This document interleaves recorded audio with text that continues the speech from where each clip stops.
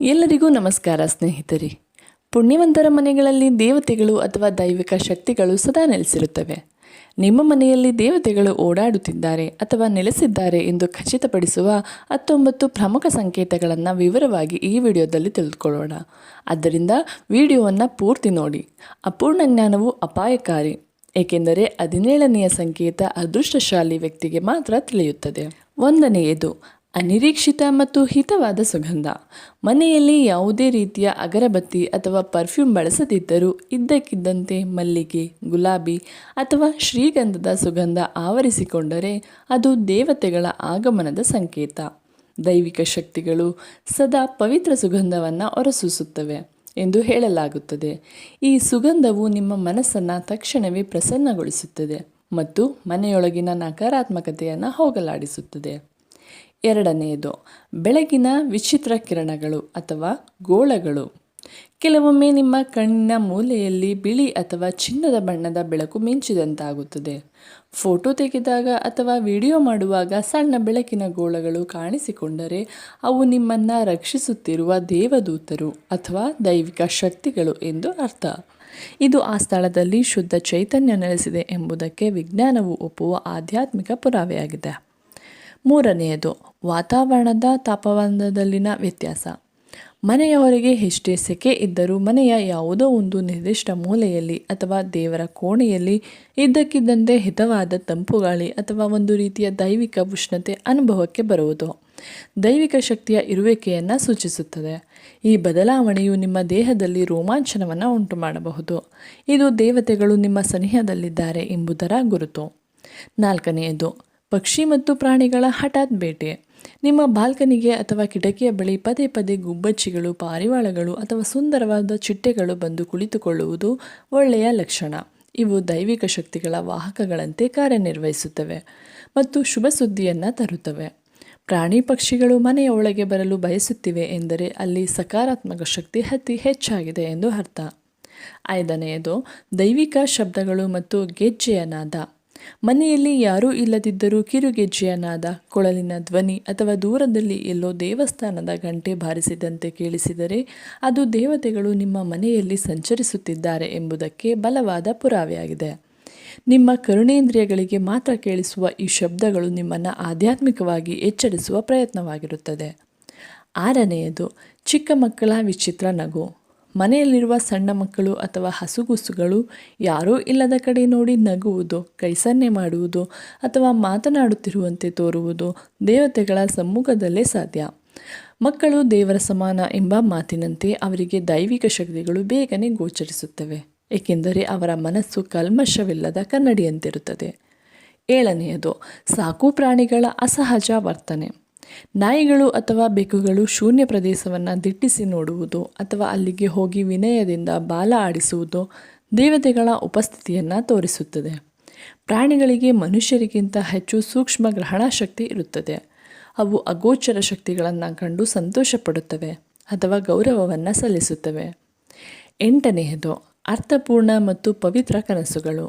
ನಿಮ್ಮ ಕನಸಿನಲ್ಲಿ ಪದೇ ಪದೇ ದೇವರುಗಳು ಕಾಣಿಸಿಕೊಳ್ಳುವುದು, ನೀವು ಪ್ರಾರ್ಥಿಸುತ್ತಿರುವಂತೆ ಅಥವಾ ಯಾವುದೋ ದೇವಸ್ಥಾನಕ್ಕೆ ಭೇಟಿ ನೀಡುತ್ತಿರುವಂತೆ ಭಾಸವಾದರೆ ದೇವತೆಗಳು ಕನಸಿನ ಮೂಲಕ ನಿಮಗೆ ಮಾರ್ಗದರ್ಶನವನ್ನು ನೀಡುತ್ತಿದ್ದಾರೆ ಎಂದರ್ಥ. ಇಂತಹ ಕನಸುಗಳು ನಿಮ್ಮ ಜೀವನದ ದೊಡ್ಡ ಸಮಸ್ಯೆಗಳಿಗೆ ಪರಿಹಾರವನ್ನು ಸೂಚಿಸಬಹುದು. 9ನೇಯದು ಪೂಜೆಯ ವೇಳೆ ದೈವಿಕ ಆಶೀರ್ವಾದ. ನೀವು ದೇವರಿಗೆ ಮನಪೂರ್ವಕವಾಗಿ ಪ್ರಾರ್ಥಿಸುತ್ತಿರುವಾಗ ದೇವರ ಫೋಟೋದಿಂದ ಅಥವಾ ವಿಗ್ರಹದಿಂದ ಹೂವು ಕೆಳಗೆ ಬಿದ್ದರೆ ಅದನ್ನು ದೇವತೆಗಳ ಪ್ರತ್ಯಕ್ಷ ಆಶೀರ್ವಾದ ಅಥವಾ ಪ್ರಸಾದ ಎಂದು ಪರಿಗಣಿಸಲಾಗುತ್ತದೆ. ನಿಮ್ಮ ಸಂಕಲ್ಪವು ಶೀಘ್ರದಲ್ಲೇ ಈಡೇರಲಿದೆ ಎಂಬುದರ ಸಂಕೇತವಾಗಿರುತ್ತದೆ. 10ನೇಯದು ಏಂಜಲ್ ಸಂಖ್ಯೆಗಳ ದರ್ಶನ. ನೀವು ಗಡಿಯಾರವನ್ನು ನೋಡಿದಾಗ 11:11, 2:22:22 ಅಥವಾ ನಿಮ್ಮ ಮೊಬೈಲ್ನಲ್ಲಿ ಪದೇ ಪದೇ ಒಂದೇ ರೀತಿಯ ಅಂಕಿಗಳು ಕಾಣಿಸುವುದು ಕಾಕತಾಳೀಯವಲ್ಲ. ಇದು ವಿಶ್ವದ ಶಕ್ತಿಗಳು ಅಥವಾ ದೇವತೆಗಳು ನಿಮ್ಮೊಂದಿಗೆ ಸಂವಹಿಸುತ್ತಿರುವ ರೀತಿಯಾಗಿದೆ. ಈ ಸಂಖ್ಯೆಗಳು ನೀವು ಸರಿಯಾದ ಹಾದಿಯಲ್ಲಿದ್ದೀರಾ ಎಂದು ನೆನಪಿಸುತ್ತವೆ. 11ನೇಯದು ಅಪಾರವಾದ ಮಾನಸಿಕ ಶಾಂತಿ. ಹೊರಗಡೆ ಎಷ್ಟೇ ಜಗಳ, ತೊಂದರೆ ಅಥವಾ ಒತ್ತಡವಿದ್ದರೂ ನಿಮ್ಮ ಮನೆಗೆ ಕಾಲಿಟ್ಟ ಕೂಡಲೇ ಮನಸ್ಸು ಶಾಂತವಾಗುವುದು, ಹೃದಯ ಹಗುರವಾಗುವುದು ದೇವತೆಗಳ ಪ್ರಭಾವದಿಂದ ಮಾತ್ರ ಸಾಧ್ಯ. ಮನೆಯಲ್ಲಿರುವ ಸಕಾರಾತ್ಮಕ ತರಂಗಗಳು ನಿಮ್ಮ ಮೆದುಳಿನ ಮೇಲಿನ ಒತ್ತಡವನ್ನು ತಕ್ಷಣವೇ ಕಡಿಮೆ ಮಾಡುತ್ತವೆ. 12ನೇದು, ಅನಿರೀಕ್ಷಿತ ಉಡುಗೊರೆಗಳು, ನಾಣ್ಯಗಳು ಅಥವಾ ಗರಿಗಳು. ನಿಮ್ಮ ಮನೆಯ ಅಂಗಳದಲ್ಲಿ ಅಥವಾ ನೀವು ನಡೆಯುವ ದಾರಿಯಲ್ಲಿ ಇದ್ದಕ್ಕಿದ್ದಂತೆ ಬಿಳಿ ಹಕ್ಕಿಯ ಗರಿ ಸಿಗುವುದು ಅಥವಾ ಹಳೆಯ ನಾಣ್ಯಗಳು ಕಣ್ಣಿಗೆ ಬೀಳುವುದು ದೇವತೆಗಳು ನಿಮ್ಮನ್ನು ಗಮನಿಸುತ್ತಿದ್ದಾರೆ ಎಂಬುದರ ಸಂಕೇತ. ಇವು ನಿಮ್ಮನ್ನು ಒಂಟಿಯಲ್ಲ, ದೈವಿಕ ಶಕ್ತಿ ನಿಮ್ಮ ಜೊತೆಗಿದೆ ಎಂದು ಹೇಳುವ ಸಣ್ಣ ಉಡುಗೊರೆಗಳಾಗಿರುತ್ತವೆ. 13ನೇದು, ಆಂತರಿಕ ನಾದ ಅಥವಾ ಓಂಕಾರ. ಧ್ಯಾನ ಮಾಡುವಾಗ ಅಥವಾ ಶಾಂತವಾಗಿ ಕುಳಿತಾಗ ನಿಮ್ಮ ಕಿವಿಯಲ್ಲಿ ಸಣ್ಣದಾಗಿ ಓಂಕಾರದ ನಾದ ಅಥವಾ ಓಂ ಎಂಬ ಶಬ್ದ ಕೇಳಿಸಬಹುದು. ಇದು ದೇವರು ಅಥವಾ ದೈವಿಕ ಶಕ್ತಿಯ ಜಾಗೃತಿಯ ಲಕ್ಷಣವಾಗಿದೆ. ಇದು ನಿಮ್ಮ ಆತ್ಮವು ಪರಮಾತ್ಮನೊಂದಿಗೆ ಸಂಪರ್ಕ ಸಾಧಿಸಲು ಸಿದ್ಧವಾಗಿದೆ ಎಂಬುದನ್ನು ಸೂಚಿಸುತ್ತದೆ. 14ನೇದು, ತುಳಸಿ ಗಿಡದ ಅಸಾಧಾರಣ ಬೆಳವಣಿಗೆ. ಯಾವ ಮನೆಯಲ್ಲಿ ತುಳಸಿ ಗಿಡವು ವರ್ಷವಿಡೀ ಕಳೆಕಳೆಯಾಗಿ ಹಸಿರಾಗಿ ಬೆಳೆಯುತ್ತದೆಯೋ ಆ ಮನೆಯಲ್ಲಿ ಲಕ್ಷ್ಮೀ ದೇವಿಯ ವಾಸವಿರುತ್ತದೆ. ತುಳಸಿ ಒಣಗದಂತೆ ಇರುವುದು ಆ ಮನೆಯ ಸಕಾರಾತ್ಮಕತೆಯ ಸಂಕೇತ. ತುಳಸಿಯಲ್ಲಿ ದೈವಿಕ ಅಂಶವಿರುವುದರಿಂದ ಅದು ದೈವಿಕ ಶಕ್ತಿ ಇರುವ ಮನೆಯಲ್ಲಿ ವೇಗವಾಗಿ ಬೆಳೆಯುತ್ತದೆ. 15ನೇದು, ಅದೃಶ್ಯ ರಕ್ಷಣಾ ಕವಚ. ಕೆಲವೊಮ್ಮೆ ದೊಡ್ಡ ಅಪಾಯವನ್ನು ಸಂಭವಿಸಬೇಕಾಗಿರುತ್ತದೆ, ಆದರೆ ಕೊನೆಯ ಕ್ಷಣದಲ್ಲಿ ನೀವು ಅದರಿಂದ ಪಾರಾಗುತ್ತೀರಿ. ದೈವ ಪ್ರೇರಣೆ ಎಂಬಂತೆ ನಿಮ್ಮ ಮನಸ್ಸು ಅಂದು ಅಪಾಯದ ಹಾದಿಗೆ ಹೋಗದಂತೆ ತಡೆಯುತ್ತದೆ. ಇದು ದೇವತೆಗಳು ನಿಮ್ಮ ಸುತ್ತ ನಿರ್ಮಿಸಿರುವ ಅದೃಶ್ಯ ರಕ್ಷಣಾ ಕವಚದ ಪ್ರಭಾವ. 16ನೇದು, ಮನೆಯಲ್ಲಿ ಕಲಹಗಳ ಅಂತ್ಯ. ಯಾವುದೇ ಕಾರಣವಿಲ್ಲದೆ ಮನೆಯಲ್ಲಿದ್ದ ಕಿರಿಕಿರಿ ಜಗಳಗಳು ನಿಂತು ಹೋಗಿ ಮನೆಯ ಸದಸ್ಯರಲ್ಲಿ ಪರಸ್ಪರ ಪ್ರೀತಿ ಮತ್ತು ಸಾಮರಸ್ಯ ಹೆಚ್ಚಾಗುತ್ತಿದ್ದರೆ ಅದು ದೇವತೆಗಳ ಕೃಪೆಯಿಂದ ಉಂಟಾದ ಬದಲಾವಣೆ. ನಕಾರಾತ್ಮಕ ಶಕ್ತಿಗಳು ಮನೆಯಿಂದ ಹೊರಬಿದ್ದಾಗ ಮಾತ್ರ ಇಂತಹ ಪ್ರಶಾಂತತೆ ನೆಲೆಸಲು ಸಾಧ್ಯ. 17ನೇದು, ದೀಪದ ಜ್ಯೋತಿಯಲ್ಲಿನ ಚಮತ್ಕಾರ. ದೇವರಿಗೆ ಹಚ್ಚಿದ ದೀಪದ ಜ್ಯೋತಿಯು ಗಾಳಿ ಇಲ್ಲದಿದ್ದರೂ ನರ್ತಿಸುವುದು ಅಥವಾ ಜ್ಯೋತಿಯ ತುದಿಯಲ್ಲಿ ಹೂವಿನ ಆಕೃತಿ ಮೂಡುವುದು ದೇವತೆಗಳು ನಿಮ್ಮ ಪೂಜೆಯನ್ನು ಸ್ವೀಕರಿಸಿದ್ದಾರೆ ಎಂಬುದಕ್ಕೆ ಅಂತಿಮ ಸಾಕ್ಷಿ. ಇದು ಅತ್ಯಂತ ಅಪರೂಪವಾದ ಸಂಕೇತವಾಗಿದ್ದು ಭಾಗ್ಯಶಾಲಿಗಳಿಗೆ ಮಾತ್ರ ಲಭಿಸುತ್ತದೆ. 18ನೇದು, ಅತಿಥಿಗಳ ರೂಪದಲ್ಲಿ ದೈವಿಕ ಆಗಮನ.